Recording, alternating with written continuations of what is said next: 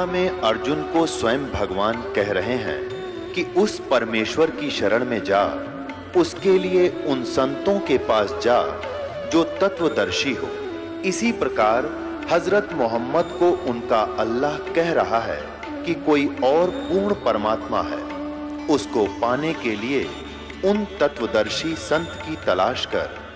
वो प्रभु कौन है, ये जानने के लिए कृपया अवश्य सुनिए जगत गुरु तत्वदर्शी संत रामपाल जी महाराज के अमृत वचन। और आपके अंदर एक भगत के लक्षण है। आप जैसे परमात्मा आए थे कबीरदास, हमारे लिए एक रिहर्सल करके छोड़ गए कि यहाँ बकवाद नहीं चलेगी, जितना अधीन होगे भगवान उतना निकट आपका होगा। अधीनी के पास है वो पूर्ण ब्रह्म दयाल, मान बड़ाई मारियो बेअदबी श्रीकाल। हमें सब परमात्मा भक्ति के लक्षण भी बता के गए हैं और उनसे होने वाली हानियों का भी परिचय दिया है, और किस प्रकार आपकी भक्ति नष्ट होती है वो भी जानकारी दी है, और कैसे सुरक्षित रहेगी। जैसे माता गर्भ को रखे यत्न बनाए, ठेस लगे तो छन होवे तेरी ऐसे भक्ति जावे। पुणात्मा, जब आपको इस भक्ति की कीमत का पता चलेगा, जैसे किसी बहन को गर्भ रहा हो माँ को, और फिर उसको पता है उसको कैसे रात को भी चिंता रहती है कि कहीं मेरा बालक मेरा बच्चा खराब ना हो जा, ऊंचे नीचे में पैर ना रखा जा, रात में करवट लेते समय भी एकदम उधड़ के पड़ेगी कि जब बच्चे का दाब ना गिरगी हो, तब वो गर्भ रूपी लाल को वो सफल करती है। इसी प्रकार परमात्मा बताते हैं, जैसे माता गर्भ को रखे यत्न बना और ठेस लगे तो वो खराब हो जा, तेरी ऐसे भक्ति न सावे। तो इस भक्ति के अंदर आपने मर्यादा गढ़नी जरूरी है। अब परमात्मा ने आपको सद्भक्ति भी मिल गई, दास भी मिल गया, आपके अंदर भक्ति प्रवेश भी कर दी। अब उस लाल को आपने सुरक्षित रखना पड़ेगा। जरा सी लापरवाही में वो बात भक्तिहीन हो जाओगे, फिर वहीं की वहीं फिर स्टार्ट होगी नए सिरे। तो इससे इतना डर के इस भक्ति को सफल करो। अब जो प्रसंग चल रहा है कि अब हम इसको कैसे सफल करेंगे और कैसे हमें प्राप्ति होगी परमात्मा की, ये इसमें मूल कारण है। अब हम तो कई जैसे प्रसंग चल रहा था कि हम ये कहते हैं कि आपके गुरुजी देवी देवताओं की पूजा देते, ये पूजा नहीं है इनकी। जैसे आप जी को बताया था कि जैसे पति भर्ता लड़की होती है, वो उस पूरे परिवार में अगर प्रेम से रहती है तो बहुत अच्छी भाग्यवान कहलाती है। नो का अपने पति से किसी से ढंग से बोलूँ नहीं, किसी से बात नहीं करूँ, इसे रोटी पाऊँगी, इसे कपड़े धोऊँगी, हैं, तो वो कलह का कारण बनेगी। तो वह पति भर्ता होते हुए भी वह नकमी है। तो इसलिए हम यहाँ भक्ति करेंगे, और ये ब्रह्मा विष्णु महेश हमारे अंश हैं, अंग नहीं, अलग नहीं है। जैसे प्रसंग चल रहा था उसमें फिर आते हैं कि परमात्मा ने बताया है कि तुम साहेब, तुम संत हो, तुम तो सतगुरु, तुम हंस। अब रामानंद जी ने कहा है कि तुम ही भगवान हो और तुम ही सतगुरु हो, सच्चा ज्ञान देने वाले। तो 600 वर्ष पहले परमात्मा ने आके बताया था। अक्षर पुरुष एक पेड़ है, यानी एक सतगुरु की भूमिका की वो भगवान तो है ही है। वेद बताते हैं वही परमात्मा आकर यहाँ सच्चा ज्ञान देता है, लोकोक्तियों के माध्यम से, दोहौलियों के माध्यम से अपना ज्ञान प्रचार करता है, जिस कारण से लोग अनजान में उनको कवि करने लग जाते हैं, लेकिन वो परमात्मा होते हैं। अक्षर पुरुष एक पेड़ है, सरपुरुष वा की डार, ज्योति निरंजन को सरपुरुष भी कहते हैं, अभी आपको पहले डिफाइन किया था। और तीनों देवा शाखा है भाई पात रूप संसारे। उल्टे लटके हुए संसार रूपी वृक्ष जो जमीन से बाहर दिखाई देता है, उसको डिफाइन किया परमेश्वर ने कि अक्षर पुरुष तना, अक्षर पुरुष तना, उससे एक मोटी डार निकली है ज्योति निरंजन, ये सरपुरुष समझो। उस मोटी डार का फिर 3 शाखा है, रजगुण ब्रह्मा, सतगुण विष्णु, तमगुण शिव जी। और पात रूप, उन तीनों शाखाओं के आगे फिर हम पात हैं। अब यहाँ एक तो ये जो इनकी धारणा और सोच गलत है, उसको दास क्लियर करना चाहता है कि जैसे हम कोई भक्ति रूपी पौधा बोएंगे, यानी कोई पौधा लाए आम का, और उसको जड़ की तरफ से बोना चाहिए, समझदारी है गड्ढे में, और जड़ की सिंचाई करनी चाहिए। तो जड़ की सिंचाई हम करेंगे तो वो तना भी, डार भी और टहनी भी बड़ी होंगी, वो पेड़ बनेगा। और हमने क्या कर रखा है कि हमने पौधा उल्टा रोप लिया भक्ति रूपी। हमने ब्रह्मा विष्णु महेश इन शाखाओं को इष्ट मान लिया और इनको गड्ढे में डाल दिया, इनको तो गड्ढे में डाल लिया, जड़ कर दी ऊपर ने, और हम सिंचाई करने लग गए इनकी। आपको एक चित्र दिखा देता हूं, जल्दी समझ में आ जाएगी। ये देखिएगा, हमने पौधे को कैसे बीजना चाहिए था और बीज कैसे दिया। ये है संसार रूपी वृक्ष। देखिएगा, ये है ऊर्ध्व मूलम अधः शाखम, ऊपर को जड़ और नीचे को शाखा वाला ये उल्टा लटका हुआ संसार रूपी वृक्ष है। और परमात्मा ने इसकी डिफाइन किया है, अक्षर पुरुष एक पेड़ है, ये परमात्मा की वाणी है। निरंजन कहो सरपुरुष को, हुआ की डार और तीनों देवा शाखा हैं, ये पात रूप संसार। ये इस जमीन से बाहर जो दिखाई देता है उसको पेड़ बोलते हैं। अक्षर पुरुष एक पेड़ है, सरपुरुष यानी ज्योति निरंजन वा की डार और तीनों देवा शाखा हैं, ये पात रूप संसार। हम यहाँ पर हैं पात रूप संसार। और जो तीनों लोकों में प्रवेश करके सबका धारण पोषण करता है वो है उत्तम पुरुषत्व ने। ये है जड़ मूल सबका मालिक। यहाँ से हम सबको आहार मिलता है, यानी इस सरपुरुष अक्षर पुरुष और ब्रह्मा विष्णु महेश तक का पालक यही है, लेकिन थ्रो प्रॉपर चैनल हम तक पहुँचता है। अब जैसे श्रीमद् भगवद गीता अध्याय नंबर 3 के श्लोक नंबर 10 से लेकर 15 तक विशेष विवरण है कि जब ब्रह्मा जी प्रजापिता ने सबसे पहले सृष्टि रचकर उनको संदेश दिया था कि तुम अपने यज्ञ अनुष्ठान करो और उसके द्वारा देवताओं को बढ़ाओ, शास्त्र अनुकूल साधना करो और उनसे देवताओं को बढ़ाओ, और बड़े हुए देवता तुम्हारे को बिना मांगे ही इच्छित भोग दिया करेंगे। और जो अपने संस्कार प्रारब्ध में मिले हुए से और उसमें से कुछ दान धर्म पुण्य नहीं करता, वो तो चोर है भगवान का। फिर 14वें 15वें श्लोक में स्पष्ट किया है कि उस परमात्मा को जो सबका धारण पोषण जो परम अक्षर पुरुष है उसको इष्ट रूप में मान के सभी धार्मिक अनुष्ठानों को करना चाहिए, जिससे आपको सभी लाभ प्राप्त होंगे। तो हम पूर्ण परमात्मा को इष्ट मानकर जड़ की पूजा करवाते हैं और इन ब्रह्मा विष्णु महेश को अपने आप ही वो हमारे संस्कार शुभ बनकर इनके पास पहुंच जाते हैं। अब जैसे ये तो आपने पेड़ देखा, अब हम पौधा दिखाते हैं। कई कहते हैं कि रामपाल तो हमारे देवताओं को छुड़वाता इसलिए हम वो साधना नहीं करें। ये तो बालक हैं, बालक वाला ज्ञान वाला व्यक्ति ऐसी भाषा बोला करता है। जब उनको ज्ञान होगा तो पता चलेगा कि दास ना देवता छुड़वाता, आपको उन देवताओं को ढंग से पूजने की तरीका बताता हूँ साधना का, जिससे आपको लाभ मिलेगा, आपका जीवन सफल होगा। अब देखिएगा, आप कोई पौधा लाए तो उसको ये ऐसे बीजना चाहिए और आम व्यक्ति इसको स्वीकार करेगा। सीधा बीजा हुआ भक्ति रूपी पौधा। अब ये मूल है, पूर्ण परमात्मा अक्षर पुरुष जड़ है। इसको गमले में या गड्ढे में लगाया और सिंचाई की, सत भक्ति की, तो इस जड़ से फिर ये सभी देवता, ये तीनों देवा शाखा, ये बड़े हुए, पेड़ बन गया। पेड़ बनकर फिर फल इनका लगेगा डेन ब्रह्मा विष्णु महेश को। अब इतना अनजान कौन होगा? वो मूर्ख ही होगा जो यूं कहे कि माली जड़ की पूजा करता है और टहनियों को तोड़ के फेंकवा दे, फिर उस पूजा का फायदा क्या होगा? टहनियों के ही तो फल लगेंगे। ये ब्रह्मा विष्णु महेश ही आपके शुभ संस्कार अशुभ संस्कार जैसे भी होंगे यही देंगे आपको। ये कंट्रोलर है यहाँ के। और जब हम शास्त्र अनुकूल साधना करेंगे तुम्हारे सारे शुभ ही शुभ होंगे और वो जाएंगे इनके पास, ये फिर आपको देंगे। जैसे जड़ की पूजा की ये एग्जाम्पल है, ये उदाहरण है कि जड़ की पूजा करने से वो टहनियों के फल लगेंगे और वो फल अपने आप लगेंगे, वो टहनियों के बस की नहीं।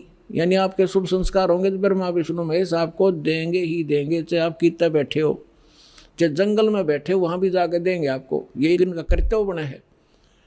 अब आप कैसे कर रहे हो और दास क्या करवाना चाहता है ये देखिएगा।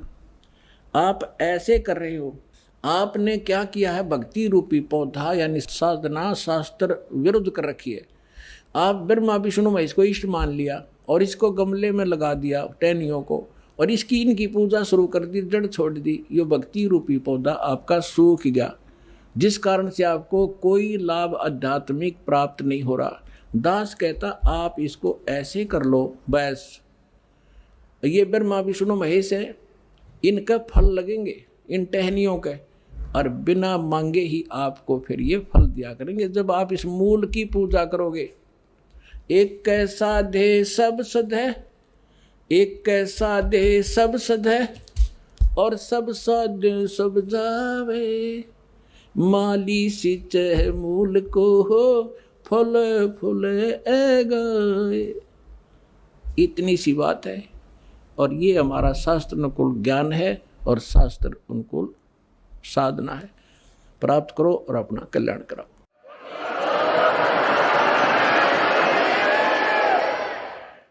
अब आपको कुछ भक्तों का अनुभव सुनाएंगे।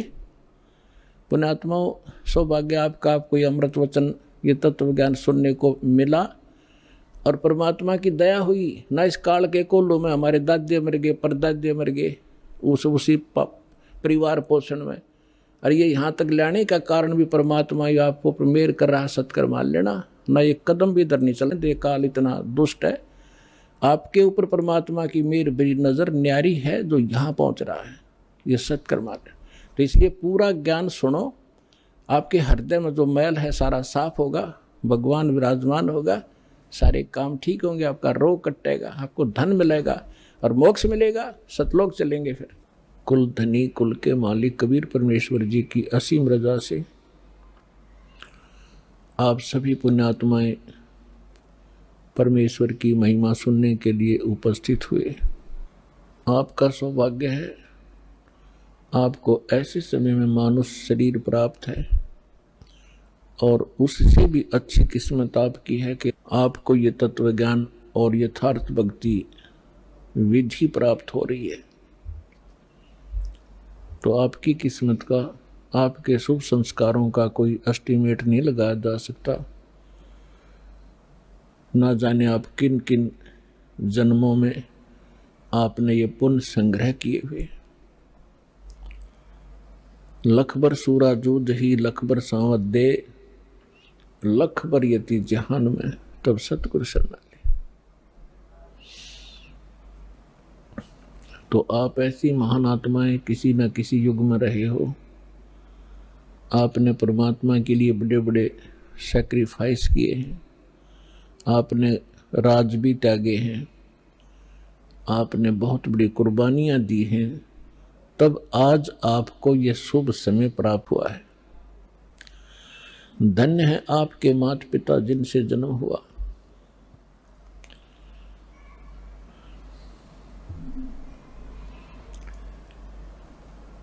परमपिता परमात्मा की असीम रजा से आप यहाँ पहुँचे हो। आपको जितना ये अध्यात्म ज्ञान होता चला जाएगा, उतना ही आपको सरप्राइज होता रहेगा, आश्चर्य होगा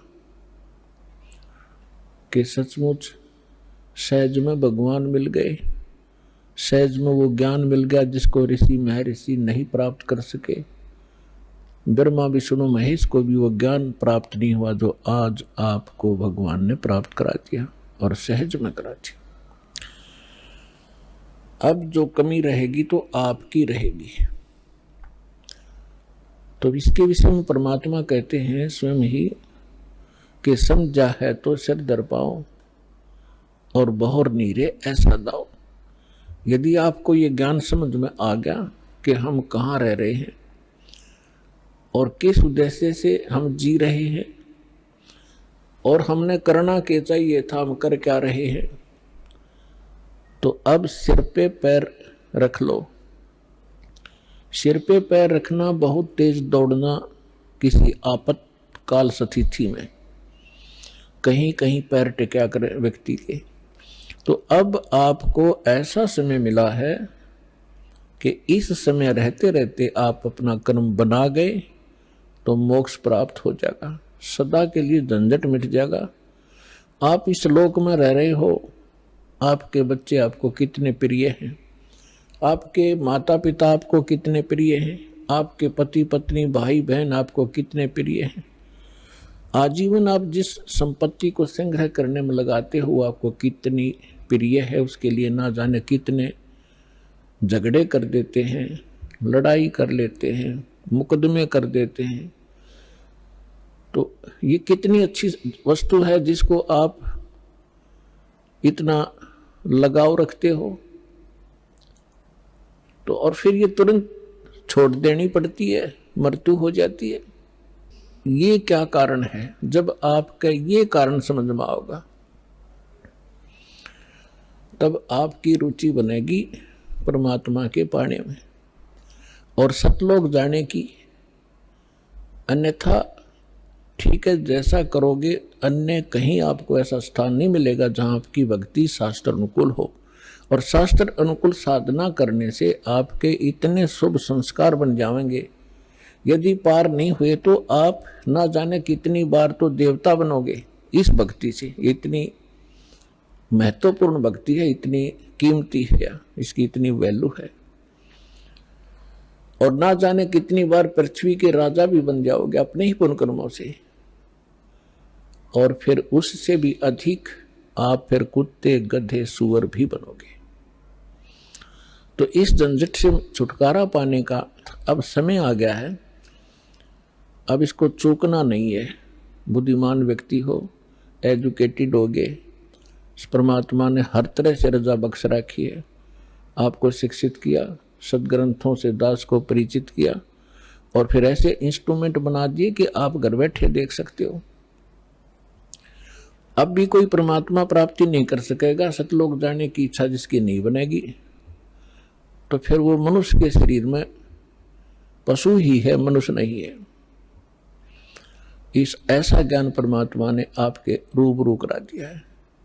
जिस दिन आपकी सही रुचि बनेगी, यो ज्ञान समझ में आओगा, आपको इस लोक की कोई भी वस्तु अच्छी नहीं लगेगी।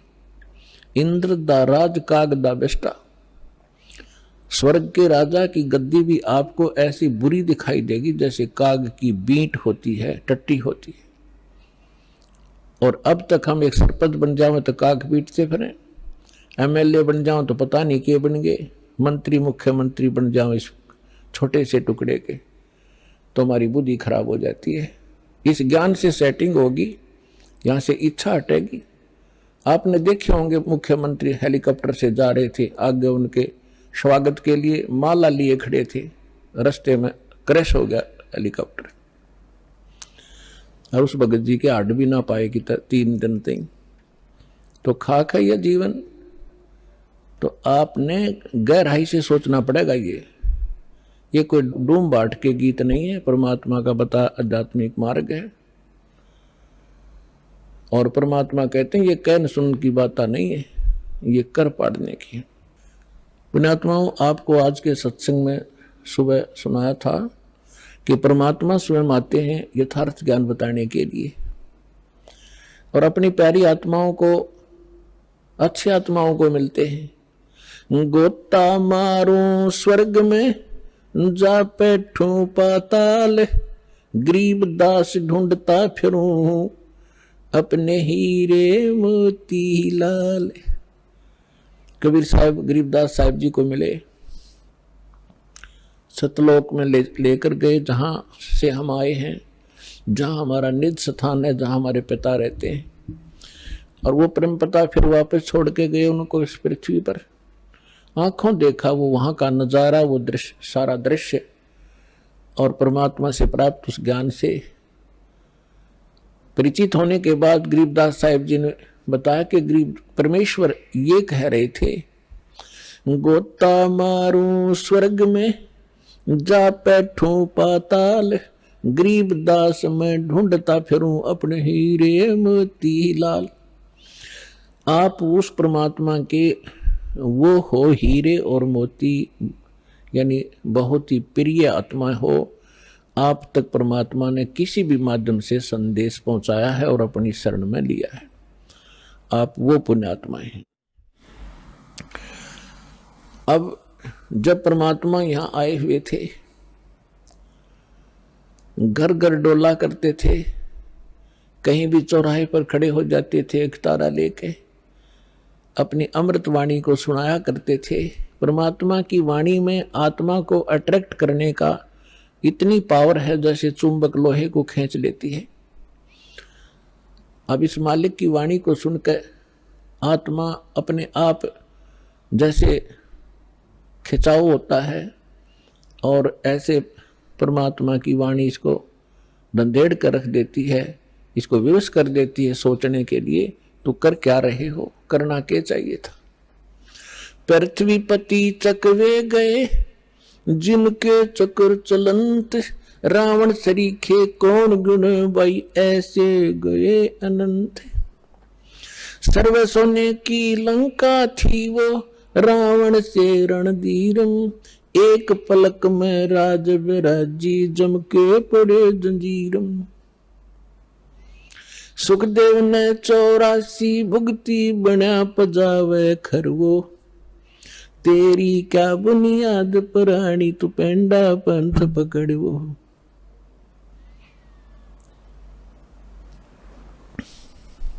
आए हैं सो जाएंगे ये राजा रंग फकीर, एक सिंहासन चढ़ चले एक बंधे जात जंजीरे।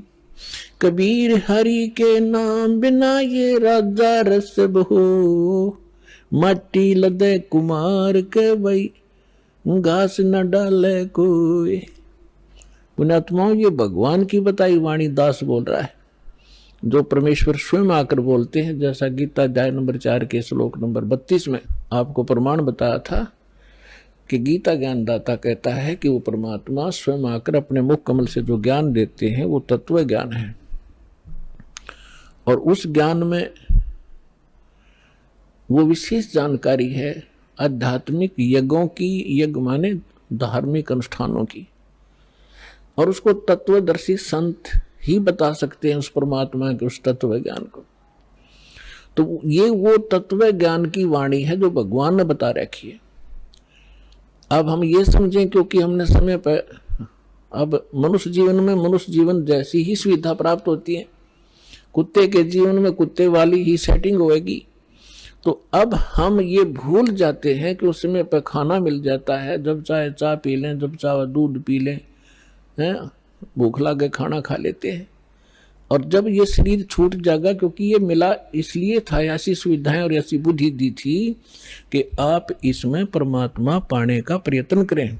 और यदि परमात्मा नहीं प्राप्त करते हैं, भक्ति ना करके और बकवादों में जीवन व्यर्थ कर जाते हैं, तो फिर परमात्मा बताते हैं कि राजा भी जब गधा बनेगा तो आम जीव की अब क्या बुनियाद है, क्या औकात है, सहज में समझ आ जाना चाहिए। फिर क्या बताते हैं परमात्मा, कबीर हरि के नाम बिना ये नार कूतिया हो, गली गली भौंकत फिरे भाई टोक न डाले कोई। परमात्मा की भक्ति के बिना राजा की रानी भी कहते हैं कुतिया की योनि प्राप्त करती है। फिर बताते हैं, कबीर बीबी पड़दे रहे थी, डोडी लगे थी बार, गात उगाड़े फिरती हैं वो बन कुतिया बाजार।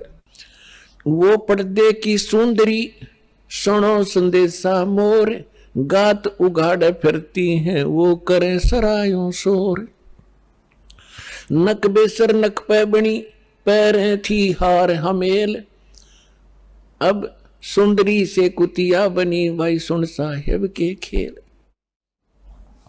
बीबी पड़दा रह थी, इन राजाओं की रानियां, बड़े बड़े घरों की बहु बेटियां, इन मायाधारियों को हम बड़े मानते रहे। बड़े बड़े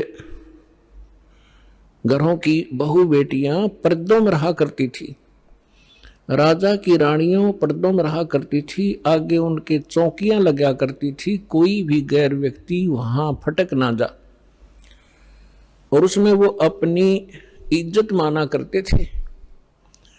अब परमात्मा कहते हैं बीबी पर्दा रहे थी और डोढ़ी लगे थी बार बार, माने गेट का गए चौकी पहरेदार खड़े रहा करते थे,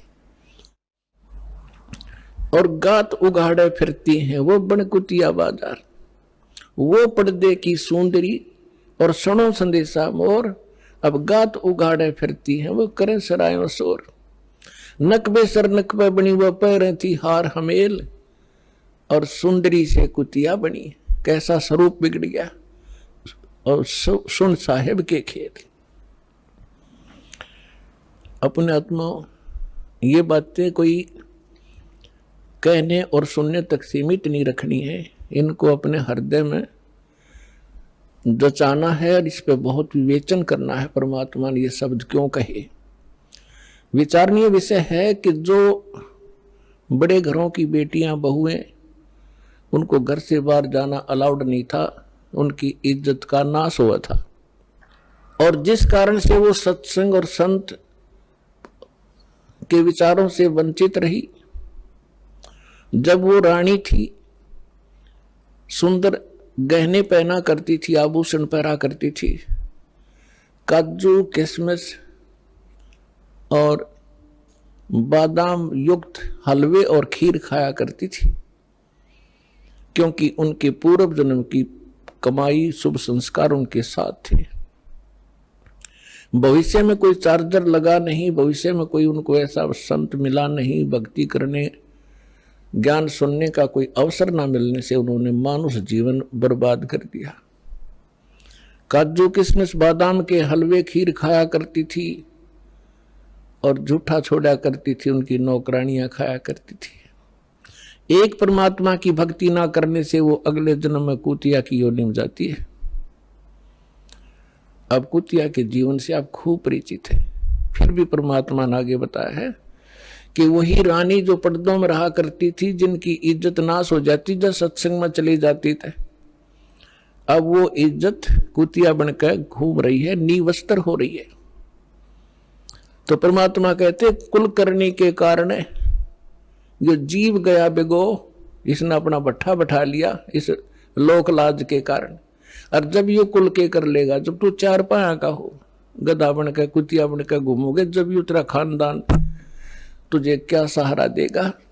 तो इसलिए परमात्मा ऐसी ऐसी चोट मारा करते थे, इस सूती आत्मा को जगाया करते थे जगह जगह खड़े होकर।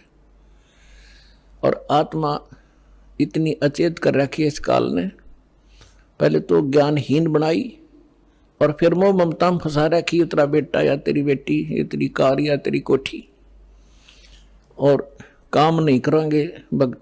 भक्ति का समय कब मिलेगा, हमें टाइम ही नहीं मिलता। अब तो सभी ये कहते हैं कि फुर्सत नहीं है, टाइम नहीं मेरे पास। कोई किसी ने तो ये धारणा बना रखी है कि भक्ति तो बुढ़ापे में करा करें, जवान बच्चों का, जवान बेटियों का के काम सत्संग में जाने का। फूट गए भाग हमारे, बुढ़ापे में भक्ति होगी। पता कर लो बुढ़िया तो कदे दांत निकलवानी, कदे आंख बनवानी, कदे पिंडी भड़के, कदे बीपी आई, कदे लो कोई शुगर बढ़ गई। वो तो बिरान मट्टी का दौर है बुढ़ापे में। तो अगर पहले से ही भक्ति शुरू करेंगे तो बुढ़ापा भी हमारा रोग रहित, परमात्मा की शक्ति साथ रहेगी, तब वो ठीक रहेगा। अब परमात्मा की भक्ति का आधार देखिएगा, तो जैसे प्रहलाद थे 10 वर्ष के थे और 10 वर्ष के भक्ति में लग गए थे। ध्रुव 5 वर्ष के ही थे, और परमात्मा के इस तत्व ज्ञान के अंदर सूक्ष्म वेद में बताया है कि 3 वर्ष के बालक को परमात्मा का मंत्र प्रथम मिल जाना चाहिए। यही वेद प्रमाणित करते हैं। 3 वर्ष की आयु में 3 वर्ष जो परम संत होगा वो 3 वर्ष की आयु के बच्चों को ही उपदेश देना प्रारंभ कर देगा। और यदि हम इस इंतजार में रहेंगे, बुढ़े होकर वृद्ध होकर के भक्ति करेंगे, बच्चों से फारे गोले और मृत्यु हो जाए 20 साल की उम्र में, प्रारब्ध इतना ही हो, फिर कहाँ करेंगे। तो बचपन से ही मालिक का सहारा मिल जाएगा तो हमारी एज भी एक्सटेंड होएगी, आयु भी बढ़ेगी, साथ देगा भगवान, पाप से बचेंगे, भक्ति संग्रह होगी, 100 हमारी मुसीबतें टलेंगी।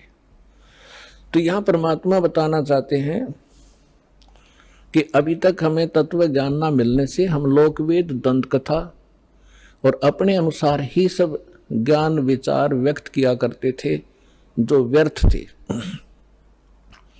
तो परमात्मा ने जगह जगह जाकर के ये ज्ञान दिया। 64 लाख परमेश्वर के शिष्य हो गए थे, 64 लाख। आज तो पुण्यात्माओं एक चैनल से टीवी चलता है, प्रोग्राम चलता है तो करोड़ों व्यक्ति घर बैठे देख सकते हैं, करोड़ों टीवी लगवा दिए दाता ने। पहले परमेश्वर ने अपनी आध्यात्मिक पावर का प्रयोग किया, आज वो नहीं हो सकता क्योंकि परमात्मा हर एक काम को एक सीक्रेसी के हिसाब से करते हैं। यदि आज परमात्मा वो लीला करते, आज तो सबके पास मोबाइल है, 1 सेकंड में बता दे गुरुजी वहाँ थे, गुरुजी ने वहाँ सत्संग किया, वहाँ मिले, तो एक लोग उसको फिर दूसरे ढंग से ले जाते कि वो तो जादूगर है और फिर परमात्मा को ग्रहण नहीं करते। तो आज परमात्मा ने वैज्ञानिक तरीके से ही अपना ज्ञान अपने बच्चों तक पहुंचाया है। अब परमात्मा घर घर जाया करते थे, सत्संग किया करते थे और परमेश्वर की शरण में आने से वो दुखी प्राणी सुखी हुआ करते थे। एक ब्राह्मण परिवार था, उसके 2 लड़के 2 लड़कियां थी और चारों बच्चे मेंटली डिस्टर्ब, पत्नी को भी प्रेत बाधा और उनके उपचार के लिए बहुत पैसा व्यर्थ हुआ और कंगाल हो गया, निर्धन हो गया। रिलेटिव्स भी, उस नाती भी, रिश्तेदार भी उससे नफरत करने लगे और उन्होंने एक रामानंद नाम के स्वामी रामानंद जी, काशी के एक प्रसिद्ध संत थे, उनसे भी दीक्षा ली और उनसे भी ट्रीटमेंट अपना समाधान चाहा। उसी समय परमेश्वर आए हुए थे, एक शिशु रूप धारण करके प्रकट हुए थे। काशी शहर के लहर तारा नामक एक सरोवर के ऊपर कमल के फूल पर अपने सतलोक से आकर बालक रूप धारण किया था। नीरू और नीमा नाम के 2 निसंतान पति पत्नी थे, वो परमात्मा को घर ले गए थे। वहां उनकी परवरिश कुंवारी गाय के दूध से हुई थी। धीरे धीरे बड़े हुए तो वो वही व्यवसाय जो नीरू किया करता था, जुलाहे का काम करने लगे और साथ में अपना जिस उद्देश्य को लेकर आए थे वो प्रचार भी किया करते थे। इसी दौरान परमात्मा ने एक लीला की थी, वो अलग कहानी है, फिर से सुनाएंगे। अब इतना ही सुनाएंगे कि स्वामी रामानंद जी और परमेश्वर कबीर जी की गोष्ठी हो रही थी, बैठे थे। उसी समय वो ब्राह्मण पहुंच गया वहां पे और उस ब्राह्मण ने अपने गुरुदेव स्वामी रामानंद जी से कहा कि गुरुदेव, मैं अति दुखी हो चुका हूं, अति आर्त हूं, आपकी शरण आया हूं, मुझे कोई समाधान बताओ। तो रामानंद जी ने उनको बहुत सारे जंतर मंत्र और बहुत से और भी दान धर्म के तरीके बताए थे, उनसे भी उसको कोई राहत नहीं मिली। तो पुण्यात्माओं, आप जो भी कोई दुखी प्राणी होता है वो परमात्मा की राहत लेने के लिए संतों के पास जाते हैं, या उसको जो भी कोई बता दे कि वहाँ झाड़ा लगाते हैं, वहाँ कोई ओझा बैठा है, तो वहाँ भी जाते हैं। तो जितने भी संत हैं पहले अपनी क्रिया बताते हैं, आप ऐसे करो, ये मंत्र जाप करो, ये ऐसा दान करो। उनसे भी कोई लाभ नहीं होता है तो सभी लास्ट में ये कह देते हैं कि ये आपके प्रारब्ध में निहित है, अर्थात आपकी किस्मत में लिखा है, ये आपने भोगना ही पड़ेगा। फिर उदाहरण देते हैं कि जैसे भगवान श्री राम ने बाली को मारा था, जो सुग्रीव का भाई था, वृक्ष की ओट लेकर, और उसका भी बदला भगवान ने भी देना पड़ा श्री कृष्ण रूप में। एक शिकारी ने उनके पैर में तीर मारा विषाक्त, और तब श्री कृष्ण जी की मृत्यु हुई। वो मारने वाला कौन था? वो शिकारी, वो बाली वाली आत्मा थी, और श्री कृष्ण राम वाली आत्मा। तो इस तरह की अटकल देकर के रामानंद जी ने उस ब्राह्मण से कहा कि भाई ये तेरे प्रारब्ध के अंदर लिखा है, ये किसी भी तरीके से नहीं कट सकता। मैं जो विधि जानू था मैंने सारी बता दी। उसी समय परमेश्वर ने कहा, स्वामी जी आप बड़े विद्वान हो, वेदों को भी जानते हो, क्या वेदों में भी ऐसा नहीं लिखा कि परमात्मा जीव के सर्व पाप नाश कर सकता है? यानी पाप से ही दुख है। पाप जो प्रारब्ध में लिखा गया है, किस्मत में लिखा गया है, तो उसको प्रारब्ध का कष्ट कहते हैं, संकट कहते हैं, और वो भोगना ही पड़ता है, भोगने से ही समाप्त होता है। तो परमेश्वर ने प्रश्न किया, क्या स्वामी जी आप, क्या वेदों में भी ऐसा ही लिखा है? स्वामी जी ने तपाक से कहा कि हाँ ऐसा ही लिखा है, किसी वेद में ऐसा प्रमाण नहीं, सब ये लिखा कि अपना कर्म भोगना ही पड़ेगा। तो परमेश्वर ने कहा कि यजुर्वेद अध्याय नंबर 8 के श्लोक नंबर 13 को देखिए स्वामी जी। अब उनको जुबानी याद था, अपने आत्मा या बिजली गिरी हुई है, सदग्रंथों को कंठस्थ याद कर रखा था इन ब्राह्मण लोगों ने, और इनको कख नहीं पता था ये बता क्या रहे। रामानंद जी का सिर घूम गया कि एक दानक का बालक, धान दुलाहे का लड़का, कदे इसने वेद देखे भी को नहीं, और आज इसने मंत्र बता दिया। 104 साल के उसमें परमात्मा के ऋण के जीवन में, लीला में जीवन जो परमात्मा शरीर में दिखा रहे थे, 99 वर्ष का अंतर था, 99 वर्ष बड़े थे परमात्मा से, और सारा जीवन ही उन्होंने वेद और गीता पुराणों के अध्ययन में बिताया था। तो परमेश्वर ने कहा, कबीर साहब ने कहा, स्वामी जी यदि प्रारब्ध का कष्ट भोगना ही पड़ गया तो भक्ति की क्या आवश्यकता है? फिर अगर किसी के संस्कार में दुख है और दुख है भोगना ही पड़ेगा, फिर भक्ति ने शर्म में मारेंगे, क्या आवश्यकता है इस भक्ति की? कौन करेगा भक्ति? क्या आवश्यकता परमात्मा की? वो भक्ति इससे हटकर है, और वो मंत्र मेरे पास है। अपने आत्माओं जो दुखी व्यक्ति है उसको तो संकेत चाहिए। उसने तब ये पूछा कि आप कौन हो भाई? ए भगत जी आप कहाँ रहते हो? अब वो लाल कपड़े पहन रखे, सारी उम्र संस्कृत बोली, उसने तो महाराज जी समझ रहे, और परमात्मा बैठे एक सिंपल वेशभूषा में। उसने न्यू कहा, भगत जी कहाँ रहते हो आप, आपका कहाँ ठिकाना है? परमात्मा ने बताया, भाई मैं दानक सो दुल्हा हूँ और नीरू का पुत्र हूँ, ऐसे ऐसे हमारी झोपड़ी वहां रहा करूं। अब परमात्मा ने ये बताना इसलिए अनिवार्य समझा कि जैसे न भगवान चाहिएगा तो आ जाएगा, और जब ब्राह्मण पने में होगा, क्यों उसमें छुआछूत बहुत गणी थी, तो अपना भाई चला जाएगा। तो परमात्मा वो तो जालिया श्याम ने साथ साथ महाराज मैं घना दुखी हो गया। तो वहां जब परमात्मा के पास गए, और भी बहुत से आर्त व्यक्ति बैठे थे, और वो आपस में चर्चा कर रहे थे कि मैं इतना दुखी था, परमात्मा से नाम लिया, अरे भगवान आए हैं, ये परमात्मा है, तुम इसको दुल्हा मत समझो, धानक नहीं है। अब जिसके कांटे से निकल रहे हो क्यों कर कहीं सिंपल मैन है। तो उस व्यक्ति वो पहुंचा वहां पर ब्राह्मण, जब वो और भक्त बैठे बतला रहे थे, भगवान आए, जब सत्संग का आयोजन था उनके साथ दूसरे साथ ही बाहर मैदान में। तो उस ब्राह्मण का कुछ दिल डटया, अगर जब ये सारे भगत कह रहे हैं तो कुछ बात बनेगी। तो परमात्मा के आशीर्वाद मात्र से परमात्मा ने कहा, भाई अपने सारे बच्चों को ले आ। उसने सारा दुख बताया, उनको दीक्षा दिला। तो उसने सोचा पहले अपने लड़कों को ले चलता हूं, क्योंकि इज्जत और बेइज्जती हमारा साथ लटक रही है। घर में कैर टूट रहा, दोनों लड़कों को ले आया। परमात्मा ने दीक्षा दी, बेटा भक्ति करोगे ना जब बात बनेगी।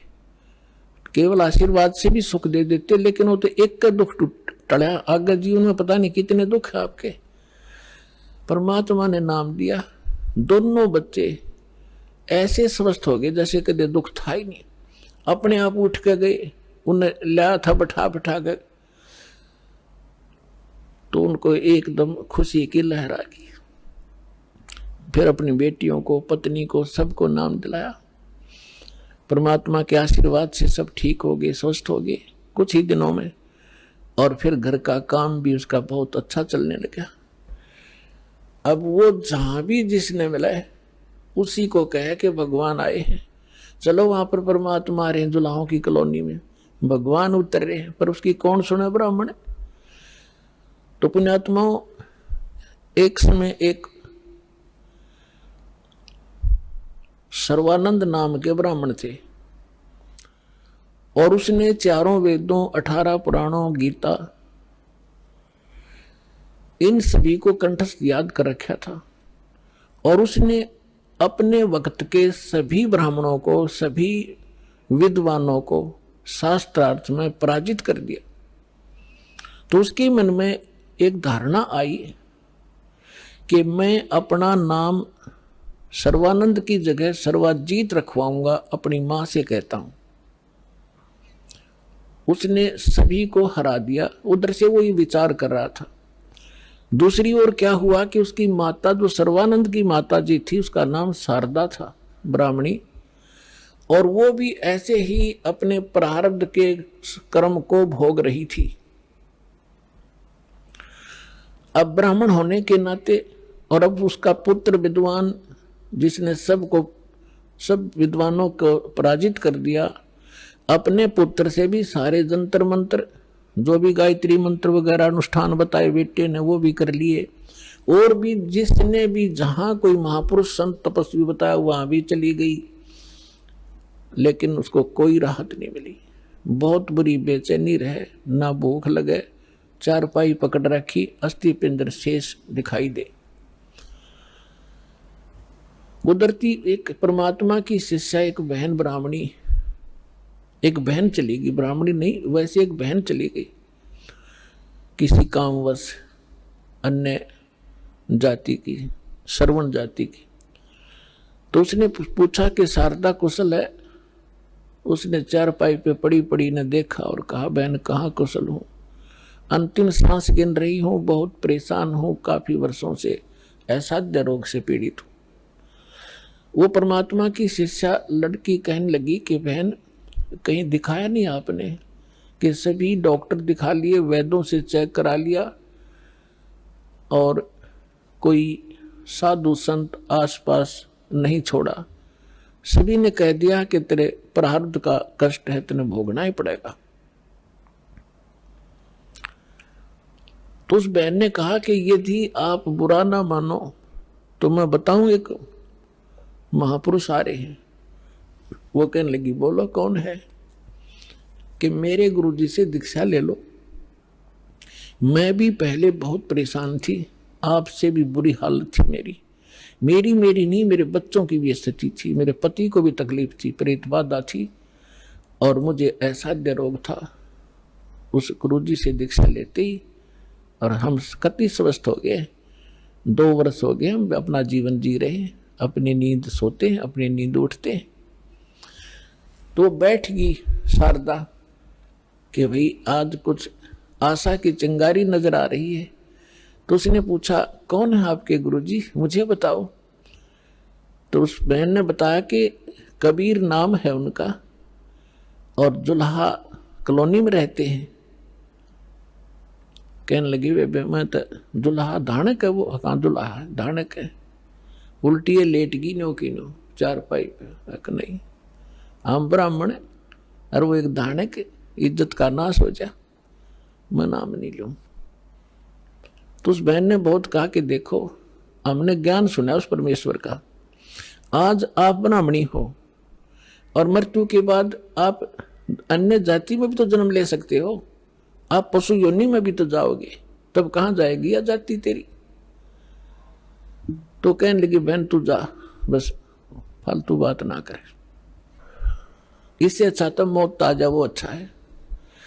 तो पुण्यात्मा परमात्मा कहते हैं राज तजना सहज है, सहज तरिया का ने, और मान बढ़ाई ईर्षा ये दुर्लभ तजना है। वह चली गई। कुछ दिनों के बाद वो ब्राह्मण जो परमात्मा की शरण में आके स्वस्थ हुआ था, पुण्यात्मा आप तो बालक हो, दास उस भगवान से परिचित है, आपके लिए जो परमात्मा भटक रहा है ना, आप तो एक अबोध बालक की तरह जिधर मुंह हो गया उधर चल पड़ते हो, और वो पिता माता पिता पीछे पीछे भाग्या कर खड्डे में गिरेगा, यू उठा लूं भाग कर बालक को। आज आप इतने बच्चे हो इस भगवान के मार्ग में और इस अपने अध्यात्म मार्ग के अंदर। कबीर साहब कहते हैं मैं रोवे तू सृष्टि को और यह सृष्टि रोवे मोहे। गरीबदास जी कह रहे हैं परमात्मा से परिचित ज्ञान के आधार से भगवान की वाणी बता रहे महिमा। गरीबदास इस योग को समझ नहीं सकता कोई। सो चल छिदर मैं करूं अपने जन के काज, जिस प्यारी आत्मा को शरण में लेना है ना जाने के कारण बनाओगा उसके लिए। तो वो ब्राह्मण चला गया कि वो निकटतम नाती भी था उनका। पहले दूर देश से आना जाना महीने में नहीं होता था, 6 महीनों में 2 1 वर्ष बीत जाता था रिश्तेदारियों में आने जाने में। तो वो ब्राह्मण उसी काशी शहर के आसपास कोई गांव था उसका रहने वाला था, और शारदा बनारस में काशी में रहा करती थी। तो एक दिन वो किसी कामवश शहर में आया था, तो उसने सोचा चल रिश्तेदार के घर चलते हैं। जब वहां पहुंचा तो शारदा घर अपने उसी तरह उसी स्थिति में थी। राम रमी करी, नमस्कार हुआ, कुशल मंगल पूछा। तो शारदा ने अपना सारा दुखड़ा रोया कि मैं बहुत दुखी हूं, बहुत बुरा हाल है मेरा, मैं तो अंतिम सांस गिन रही हूं। तब उस ब्राह्मण ने कहा कि आप हमारे गुरुजी से दीक्षा ले लो, आप स्वस्थ हो जाओगे। और मेरी हालत का आपको पता ही है, क्या स्थिति थी मेरी। हाँ, आपकी तो बहुत बुरा हाल था, सारा परिवार दुखी था, और आप कैसे स्वस्थ हुए कि हम उस परमात्मा आए हैं पृथ्वी पर। शारदा तेरा यकीन होइयो चाहे ना होइयो। और हमारी जो दुर्दशा थी देखने जोगी थी, रिश्तेदार भी नफरत करने लग गए थे, और उनकी कृपा से आज सारे बच्चे स्वस्थ हैं और हम स्वस्थ हैं। 4 वर्ष हो गए मैंने उनसे उपदेश लिए। ऐसा दुखी शायद पृथ्वी पर कोई प्राणी नहीं होगा जैसा मैं था। मेरे से रिश्तेदार भी नफरत करने लगे थे कि अब यू आ गया घर पे, कुछ पैसे मांगने आया होगा। तो ऐसी दशा होगी थी मेरी, और अब वो रिश्तेदार मुझसे उधारे ले जाते हैं। तो शारदा ने सोची हे भगवान बड़ी दया करी, देख यू तो ब्राह्मण है, इसने तो गुरु कोई बढ़िया बना रखा होगा, ऊंच जाति का ब्राह्मण ही बना रखा होगा। तो फिर बैठ गई चारपाई पे। तो उसने कहा कि फिर ठीक है, बताओ मुझे आपका गुरुजी कौन है, क्या नाम है उनका, कहाँ रहते हैं। मेरे पूज्य गुरुदेव जी का नाम है कबीर। उसके वो फिर अक्सर खटक गया, कबीर वो धानक, वो नीरू का। कहाँ? वो ब्राह्मण बोला कहाँ? वही है, यस।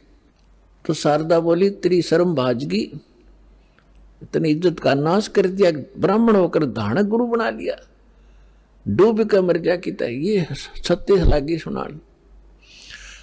तब अब उस पंडित जी ने कहा कि मिश्राणी बात सुन ले, यह शिक्षा मेरे देने की जरूरत नहीं, मैंने देख लिया। ये ब्राह्मण जब कित गए थे, जब मेरी दुर्गति हो रही थी, चौने भी ना दे थे, अंतिम सांस गिनों था, बुरा हाल हो रहा था। और ठीक है, तेरा ना समझ में आती है तो गुरु जी के बारे में फालतू मत बोलिए, उठ कर चल पड़े। अब ये बात उसका घर कर गई कि सचमुच ये तो घना बुरा हाल था इनका, शारदा के, और इनका जीवन इतना सुखी हो गया।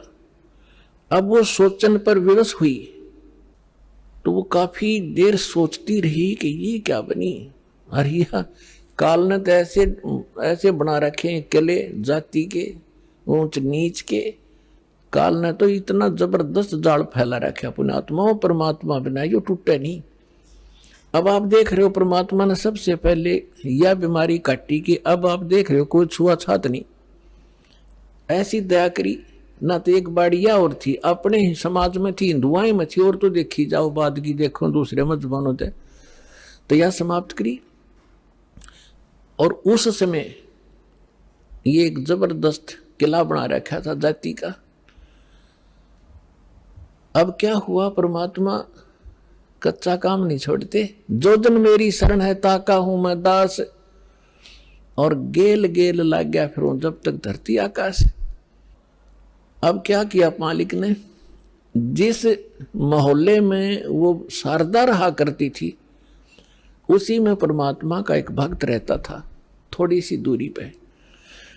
और उसने प्रार्थना की, प्रभु हमारे दास के घर सत्संग कर दो, वहां आस पास के भक्तों को भी पता चलेगा और आपका ज्ञान सुनेंगे, हो सकता है किसी के और भाग जाग जा। परमात्मा ने ठीक कहा कि ठीक है बेटा, रात्रि में सत्संग करेंगे, दिन में अपना काम करो पेट के लिए, रात तो अपनी है, आ जाया करो, चलूंगा मैं तुम्हारे वहां। तो उस बहन ने जो सत्संग करवा रही थी भगवान का। आइए अब हम उन श्रद्धालुओं के अनुभव जानते हैं जो जगत गुरु तत्वदर्शी संत रामपाल जी महाराज जी से दीक्षा प्राप्त कर चुके हैं तथा उनके द्वारा बताए गए भक्ति मार्ग पर चल रहे हैं। नमस्कार जी। सत साहेब जी। क्या नाम है जी आपका? मेरा नाम गीता पाल है। आप कहाँ से आए हैं? जी हम आए हैं विजयनगर, जिला गाजियाबाद, यूपी से। संत रामपाल जी महाराज से आपने नाम दीक्षा कब ली? जी 1 नवंबर 2013 में संत रामपाल जी महाराज जी से हमने नाम दीक्षा ली थी। संत रामपाल जी महाराज से नाम दीक्षा लेने से पहले आप क्या भक्ति साधना करते थे? जी जैसे कि देवी देवताओं की भक्ति करना और नवरात्रि व्रत रखना, गोवर्धन परिक्रमा करना, जो भी हमारे हिंदू समाज में जो भी साधनाएं चल रही हैं वो हम सब कर रहे थे। और हमने बाद में शांति कुंज हरिद्वार से भी नाम दीक्षा ली थी। शांति कुंज हरिद्वार से आपने नाम दीक्षा कब ली? जी सन 2011 में नाम दीक्षा ली।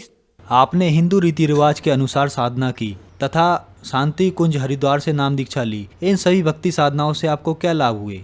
जी लाभ का तो कोई ऐसा तब पता ही नहीं था कि थोड़े बहुत लाभ हो गए, तो हम सोचते थे कि जो हम साधनाएं कर रहे हैं उनसे लाभ हो गया। बाकी कुछ अगर कोई भी परेशानी हुई तो हम सोचते थे कि हमारे कर्मों का फल है, ये तो हमें भोगना ही है। बस लाभ और हानि का इतना कुछ तब पता नहीं था। संत रामपाल जी महाराज के बारे में आपको कहाँ से जानकारी प्राप्त हुई? जी सर, मैं इसके बारे में थोड़ी डिटेल में बताना चाहूँगी कि जैसे कि एक हमारे भगत भाई हैं, उन्होंने संत रामपाल जी महाराज से दीक्षा ले रखी है। तो मैं उनके घर पे गई हुई थी, रात का टाइम था 7 बजे का।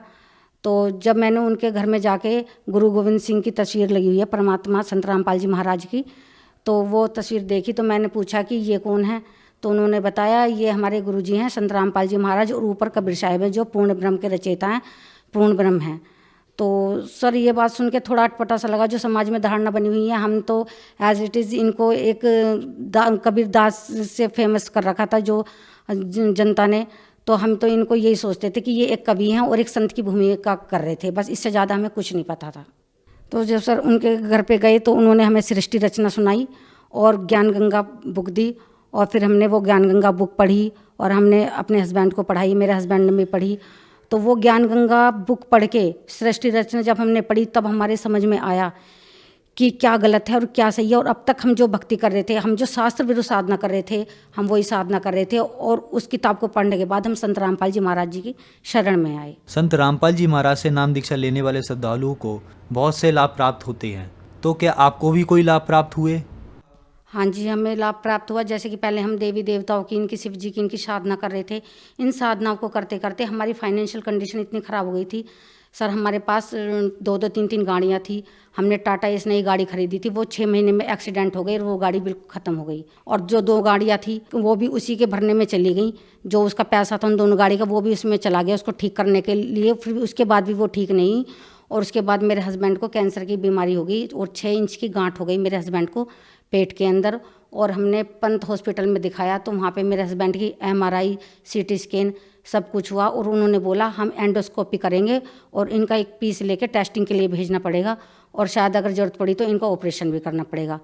तो जब हम इन परेशानी से जूझ ही रहे थे सर, तो तभी हमारे एक भगत जी मिले और उन्होंने हमें ये ज्ञान गंगा दी और उसको पढ़ के हमने संत रामपाल जी महाराज से नाम दीक्षा ली।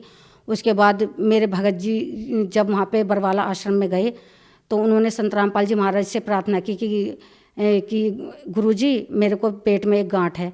तो गुरुजी ने बोला बेटा जो मैंने साधना दी है उसको करो, परमात्मा दया करेंगे। तो सर उसके बाद मेरे हस्बैंड ने 1 रुपये की भी दवाई नहीं खाई और आज वो बिल्कुल ठीक हैं, स्वस्थ हैं। और उसके बाद सर मैं अपने एक लाभ बताती हूँ। मैं कपड़े धो रही थी तो मैं अगर कपड़े धोते धोते मेरे मन में आया कि चलो तब तक कपड़े घूम रहे मैं झाड़ू लगा लेती हूँ। और मैं कमरे में झाड़ू लगाने के लिए गई और जैसे ही मैंने झाड़ू उठाई और वायर को पकड़ा तो सर मेरे को वहीं पे बिजली ने चिपका लिया। मेरे कपड़े पूरी तरह से गीले थे और मैं 3 मिनट तक मेरे को बिजली ने चिपकाए रखा। मेरे हाथ में यहाँ से भी वायर अंदर घुस गई थी, यहाँ से भी भष्ट बोला था और मैं वहीं पे चिपकी रही। तब मैंने संत रामपाल जी महाराज को याद किया कि अब तो प्राण निकल ही जाएंगे, अब तो कोई बचाने वाले नहीं है। जैसे ही मैंने संत रामपाल जी महाराज को पुकारा तो गुरुजी मेरे सामने सफ़ेद कुर्ते पजामे में आके खड़े हो गए और स्विच को बोर्ड से निकाल के फेंका और मुझे उठा के एक तरफ दीवार में की तरफ फेंक दिया। और जब जोर से धम की आवाज़ हुई तो मेरा बेटा नीचे से भाग के ऊपर आया। उसने सोचा मम्मी गिर गई हैं। तो मैं बेहोश हो गई थी, मुझे कुछ नहीं पता था। तो मेरे बेटे ने आके मेरे हाथ पैरों को मसला और पूछा कि क्या हो गया मम्मी। मैंने कहा ऐसे ऐसे बिजली ने पकड़ लिया था। तो बोला बोर्ड में से तार किसने निकाला। तो जब मैंने बताया कि संत रामपाल जी महाराज आए थे, उन्होंने बोर्ड में से तार निकाला और मुझे हटा के दीवार की तरफ फेंक के मारा। ये मेरे साथ बहुत लाभ हुआ है। और सर मैं बताना चाहूँगी कि मेरी बेटी है, MBA कर चुकी है, MIT यूनिवर्सिटी से उसने MBA किया है और उसका सिलेक्शन हो चुका है बैंक ऑफ अमेरिका में और 1 अप्रैल को उसकी ज्वाइनिंग है। और परमात्मा इतने लाभ देता है कि बस उनका गुणगान नहीं कर सकते। कोई भी काम हम सोचते हैं कि हमारा काम कैसे होगा, सोचने मात्र से ही हमारा रात भर में वो काम पता नहीं परमात्मा कैसे कर देते हैं। और लाभ की तो पूछो मत, बताते बताते मुँह दिखने लगेगा और सुबह से शाम हो जाएगी, उसके तो बारे में परमात्मा ही जानते हैं। संत रामपाल जी महाराज की लोकप्रियता आज कैसे बढ़ती जा रही है? सर जैसे हमारे संत रामपाल जी महाराज शास्त्रों के अनुकूल ज्ञान देते हैं, उस भक्ति को करने से जो परमात्मा जो भक्ति देते हैं उनको करने से उनके कष्ट, शारीरिक कष्ट खत्म हो रहे हैं, उनके कष्ट दूर हो रहे हैं। इसलिए संत रामपाल जी महाराज जी की लोकप्रियता बढ़ती जा रही है और 7-8 चैनल पे उनका सत्संग आ रहा है। जो शास्त्र अनुकूल ज्ञान दे रहे हैं उसके हिसाब से जो भक्ति बताते हैं उससे बहुत लाभ मिल रहे हैं। इसलिए उनकी लोकप्रियता बढ़ती जा रही है। उनका ज्ञान वेदों से मेल खाता है, कुरान शरीफ से मेल खाता है, हमारी गीता भागवत गीता से मेल खाता है, बाइबल से मेल खाता है और श्री गुरु ग्रंथ साहिब से मेल खाता है। इसलिए उनकी लोकप्रियता बढ़ती जा रही है। संत रामपाल जी महाराज से नाम दीक्षा लेने के बाद आपको बहुत सारे लाभ प्राप्त हुए। आप भक्त समाज को क्या संदेश देना चाहते हैं? जी संदेश तो क्या दे सकते हैं, हम तो हाथ जोड़ के करबद्ध होकर प्रार्थना कर सकते हैं। पढ़ा लिखा समाज है, ये तो नहीं है कि पहले हमारे दादा परदादा वो अनपढ़ थे, उनको जैसे भी मूर्ख बनाते थे बना लिया जाता था। किसी ने बोल दिया कि ऐसे नहीं, वो जानते नहीं थे। अब पढ़ा लिखा समाज है। कम से कम मैं ये कहना चाहती हूँ भगत समाज को हाथ जोड़ के हमारी गीता, हमारे वेद, हमारे शास्त्रों के अनुसार संत रामपाल जी महाराज ज्ञान दे रहे हैं, शास्त्र अनुकूल भक्ति बता रहे हैं, जिससे मोक्ष तो निश्चित है ही और आपके जन्म मरण का भी रास्ता साफ है और आपको बीमारी से भी मुक्ति मिलेगी। कम से कम आओ, देखो, समझो और ज्ञान को कंपेयर करो। इसमें क्या बात है, आप ज्ञान को मिलाओ और दूसरे के जो गुरु ज्ञान दे रहे हैं और हमारे गुरु जी संत रामपाल जी महाराज जो ज्ञान दे रहे हैं उसको कंपेयर करो, देखो तो सही, किसी की बातों में आप मत आओ। और मैं ये कह रही हूँ कम से कम और ज़्यादा कुछ नहीं हो सकता तो अपनी बीमारी के कारण तो आओ।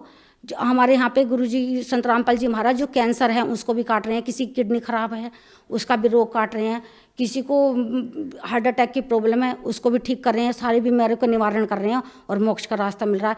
तो बस मैं भक्त समाज से यही हाथ जोड़ कर प्रार्थना करना चाहती हूँ, आओ और अपने मोक्ष का रास्ता करवा साफ कराओ। और एक ज़्यादा मैं अपने परिवार को जो अभी राम रहीम में जुड़े हुए थे, अब वो भी अभी भी लगे हुए हैं करने को। उनसे मैं हाथ जोड़ के प्रार्थना करना चाहती हूँ अपने परिवार के लिए, खासकर जो मेरी मम्मी है, मेरे भैया भाभी, कि एक बार संत रामपाल जी महाराज की शरण में आओ और अपना मोक्ष कराओ। संत रामपाल जी महाराज की शरण में आने के लिए भगत समाज को क्या करना होगा? जी, हमारे गुरुदेव जी संत रामपाल जी महाराज जी के बहुत सारे टीवी चैनल पे सत्संग आ रहे हैं, तो उन पे एक नीचे पट्टी चलती है, उस पट्टी पे फ़ोन नंबर दिए हुए हैं, और उन फ़ोन नंबर पे आप कांटेक्ट करके जो भी आपके पास में जो नामदान स्थल खुले हुए हैं वहाँ पे उनका पता लेके आप वहाँ से नामदान ले सकते हैं। धन्यवाद जी। सत साहिब जी।